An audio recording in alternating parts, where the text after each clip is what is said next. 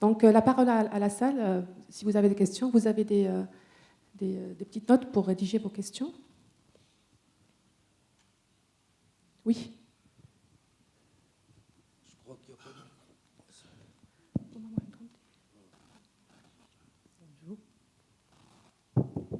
Bonjour. J'ai une question pour le traitement de la maladie de base d'eau au cours d'une perturbation de bilan hépatique. Parfois, on se trouve devant une perturbation de bilan hépatique chez des malades qui ont une hyperthyroïdie. Et parfois, on ne fait pas la part des choses. Est-ce que cette perturbation est liée à l'hyperthyroïdie ou liée au démarrage du traitement antithyroïdien? On a eu un cas dernièrement, entre collègues, on avait discuté.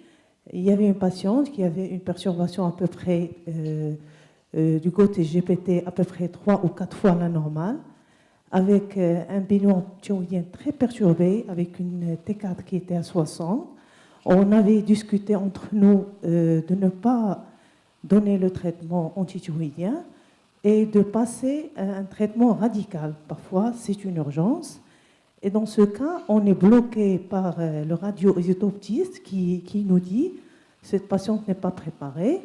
Alors qu'on a revu, les Américains, ils peuvent démarrer, ils peuvent indiquer l'irathérapie, même avec des perturbations de bilan thyroïdien avec une T4 à peu près à 60 ou plus. Et chez eux, le traitement nécessite parfois la préparation dans les cas graves. Nous, on ne sait pas c'est quoi la définition de forme grave. Pour eux, c'est surtout les sujets âgés ou les sujets qui ont une perturbation cardiaque, ils ont un problème cardiaque. Donc nous, on n'a pas l'expérience de l'irathérapie dans les hyperthyroïdies qui ne sont pas gérées. Et parfois, on est confronté à l'indication. Donc, dès qu'on voit le malade, c'est un malade qu'on doit choisir le traitement radical. Et souvent, ça va être l'irathérapie parce que la chirurgie, il risque de faire des cardiothyréoses. J'espère que ma question a été comprise. Et j'avais une autre question, mais généralement, c'est l'affaire des pédiatres, des endocrinologues pédiatres. Comment on peut traiter l'ophtalmopathie chez les enfants, sachant que la corticothérapie chez les enfants peut induire des perturbations de la croissance? Merci pour la question. Donc,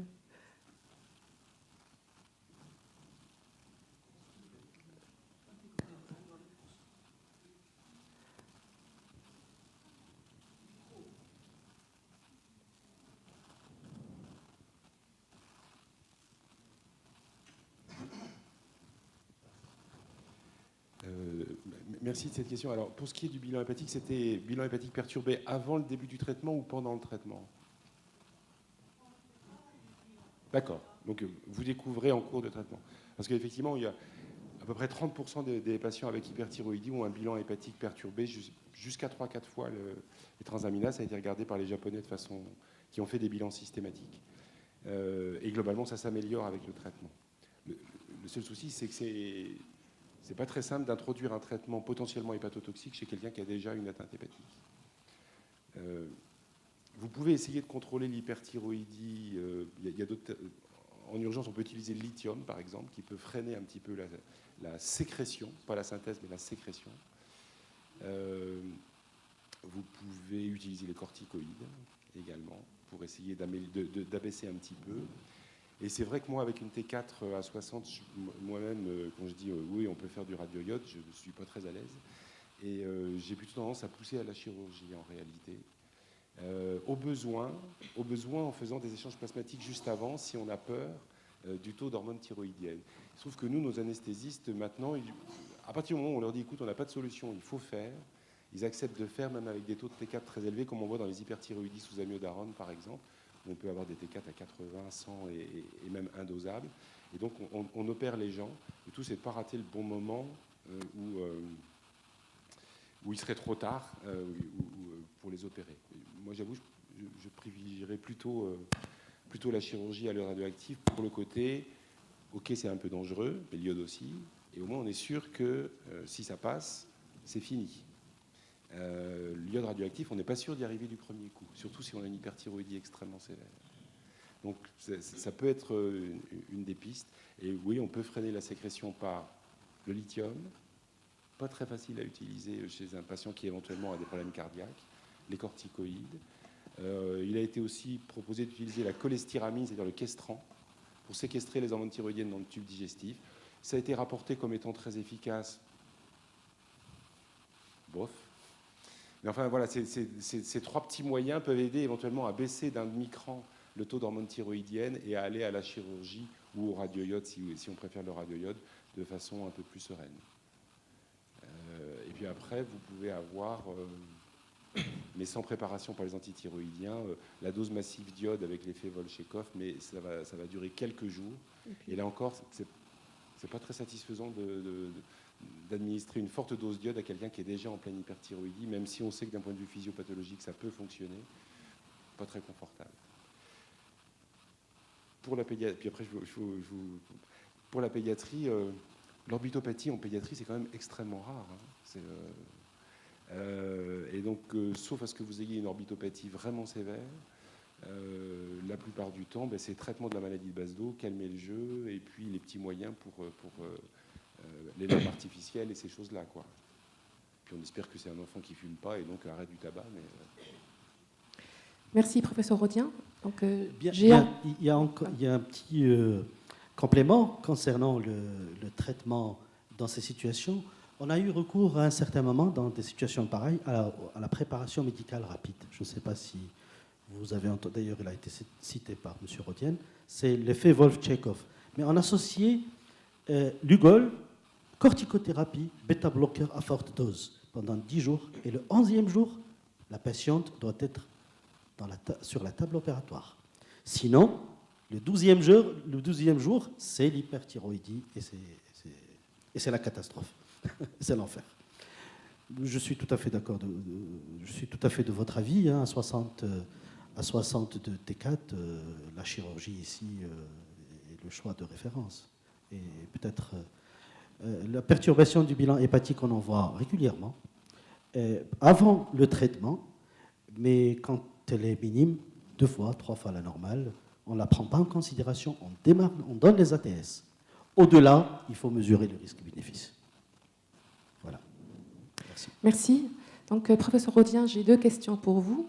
La première, Dr Rendi Jamila, qui vous pose la question, est-ce qu'une dose de 5 à 8 millicuries est efficace dans la maladie de base d'eau? Et la deuxième, par Dr L'Aribi, en matière de qualité de vie des patients après traitements radicaux, qu'en est-il par rapport à la prise de poids et autres? Merci. alors, oui, 5 à 8 millicuries dans la maladie de base d'eau. Si on n'a pas d'éléments qui vont gêner le captage, oui, ça marche très bien. Et quand je dis on va rarement à 15 millicuries, c'est qu'à 15 millicuries, on risque d'avoir une strumite, parce que ça capte vraiment très fort.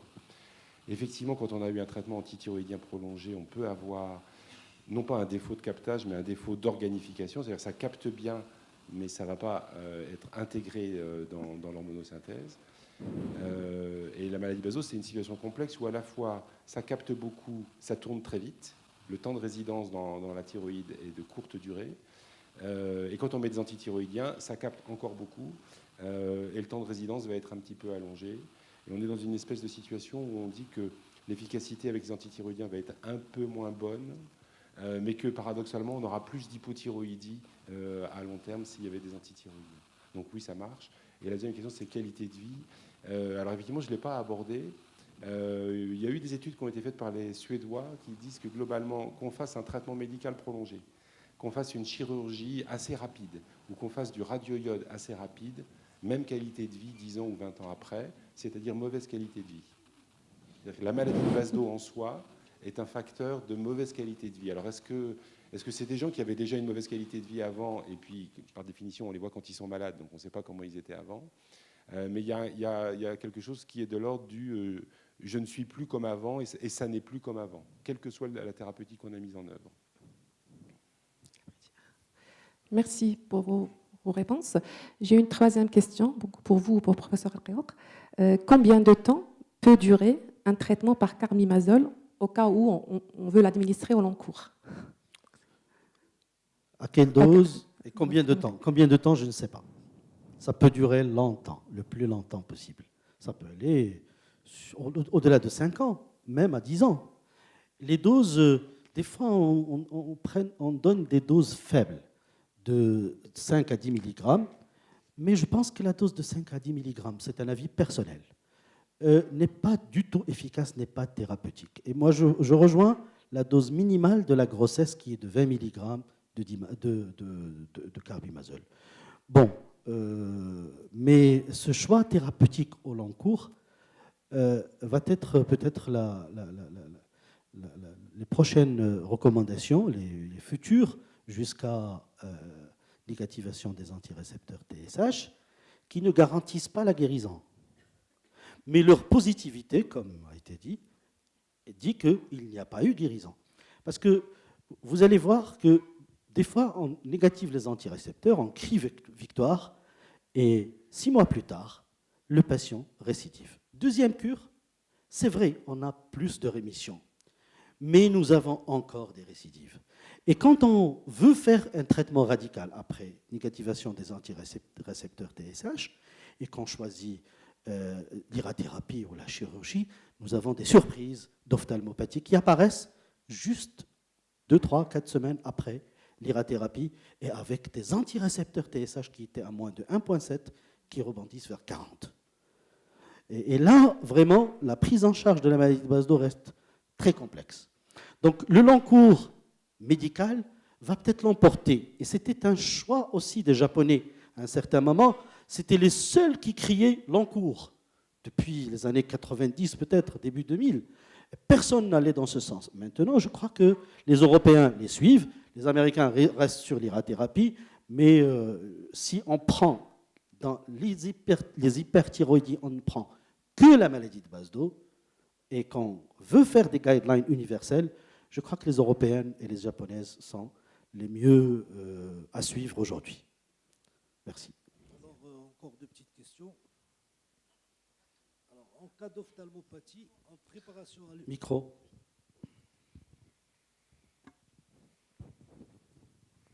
En cas d'ophtalmopathie, en préparation à l'iode radioactif, quel protocole de corticothérapie et faut-il garder après?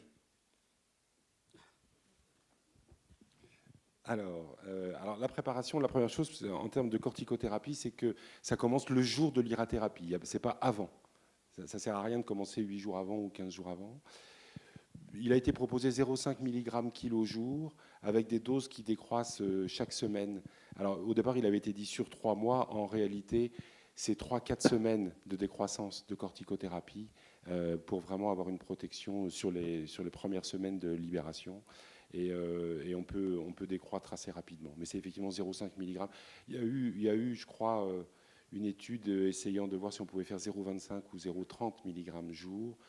Je n'ai pas souvenir, je crois que c'était un petit peu moins efficace que 0,5 mg jour. Mais en général, ça ne va pas au-delà de 3 mois la corticothérapie, ce qui est déjà long, même si c'est des doses décroissantes. Une autre question rapide et réponse rapide aussi. Question pratique, docteur Benani. Jeune femme de 27 ans, Basedow depuis 3 ans avec exophtalmie, trac très élevé, attitude pratique, chirurgie ou dose minime d'ATS? C'est là qu'on est en difficulté en réalité, parce qu'il n'y a pas de réponse. Il n'y a pas de réponse absolue. Moi, j'ai tendance à dire, pour des histoires qui traînent comme ça, on va vous proposer d'aller de calmer l'orbitopathie avec des bolus de corticoïdes pendant quelques semaines et d'embrayer avec la chirurgie et puis de refaire des bolus après. On a un schéma sur 12 semaines de bolus de corticoïdes à un bolus par semaine. Et en gros, on vise les 6 premières semaines, on fait la chirurgie, puis on embraye avec 6 semaines. De façon totalement empirique, ce n'est pas du tout un protocole validé. C'est la façon pour nous d'essayer de sortir de cette pérennisation. Le maintien du traitement antithyroïdien au long cours, c'est l'option probablement la plus prudente. Moi, quand je réponds ça, c'est parce qu'on a affaire à des gens qui disent « je n'en peux plus d'être dans cet état-là, avec ces yeux-là et cette maladie qui dure ». Donc on essaie de sortir là. Et j'insiste, C'est des gens qui ont déjà vu 2, 3 endocrinologues, y compris des experts, et qui veulent sortir de ce schéma-là. Donc on prend un risque ensemble en disant oui, ça risque de se réaggraver, mais on pourra refaire des bolus de corticoïdes derrière si ça se réaggrave. Mais quand on dit que c'est le choix éclairé du patient, c'est effectivement une décision qu'on prend ensemble en disant on fait ça, il y a un risque, est-ce que vous le prenez ou pas, quoi. Voilà, on a encore quelques questions, mais on est pressé par le temps. Je crois on remercie d'abord nos 3 orateurs. Merci beaucoup. On va s'arrêter un petit quart d'heure pour souffler et voir les stands. Merci.